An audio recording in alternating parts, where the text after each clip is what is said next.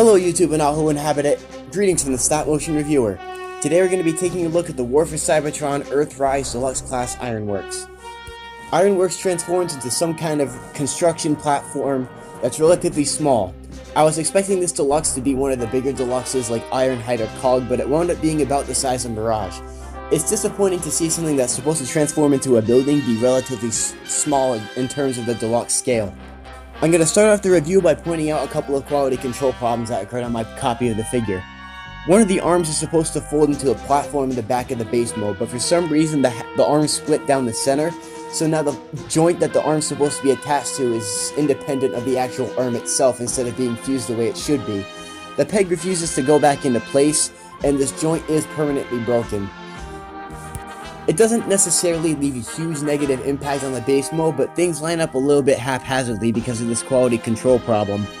Articulation on the building, because I have to go over it for some reason, includes a crane that can rotate 360 degrees and can bend down on two different independent joints. For some reason the hook doesn't dangle at all because they didn't add an extra hinge for the hook to move, and it's kind of a shame because I wish this thing had more play value to it in terms of stop motion. And having a stiff crane that doesn't bend at all doesn't really allow you to pick anything up unless you do some kind of photo trickery. Transforming Earthrise Ironworks into his robot mode is a little bit of a parts formery transformation, and by a little bit I mean that's literally the only step of transformation. I do like the idea of weaponizers and modulators being parts formers that can split apart into different weapons for figures to use, but I wish there was more engineering involved with the transformations aside from just taking it apart and putting it back together. I would like to see some kind of hinges or something to flip out or unfold in a way that's interesting, but it's just a parts former, but it's a good parts former at that. As part of a highly unnecessary running sketch, can he fit inside of Optimus Prime's trailer? Here's your answer.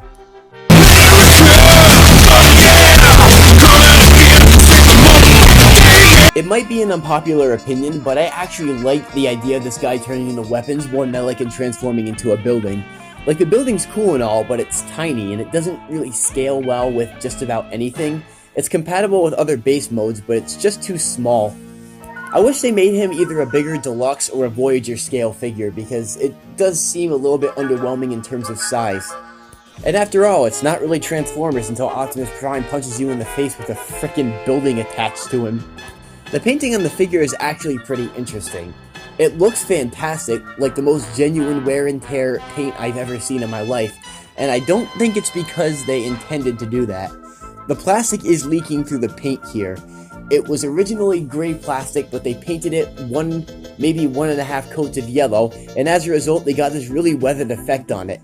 I've actually accidentally done this with a couple of customs I made before. Like on my Omega Supreme custom, I actually accidentally got a little bit of black spray paint on his kneecaps and inadvertently made like the best burn mark effect I've ever made in my life. And I guess you could say that this is both lazy and highly innovative. A way of cutting costs in a way that's still aesthetically appealing to the figure. The articulation is just about the exact same as other Siege figures in the line. It still has the ankle tilt and waist rotation and everything else, but there are some weird parts of the transformation that do inhibit some of the articulation. Like, it comes with this extra platform piece on the back that has to tab into it for absolutely no reason whatsoever, aside from they couldn't think of anything else to do with it. I'd like to use it as a shield, but for some reason it doesn't connect into anything because they're ports, not pegs that connect it in. But at the end of the day, I can forgive it because I actually really love this robot mode. It screams generic droid energy, and this is the kind of vibe that I go for. That's the reason I like the Power Dashers so darn much, is the fact that they're retro generic robots that don't look like they belong to anything. And they're just good, stupid fun. And that's what this figure is. It's good, stupid fun that you can buy a whole bunch of duplicates of and will probably get repainted to hell and back. So altogether, I give this figure a very solid 9 out of 10. I would give it a 9.5, but the quality control problem with the arm splitting down the center and not being fused into the joint anymore really took down the quality of the figure. This has been the Stop Motion Reviewer, and my next review will be going back to Siege to take a look at Smokescreen.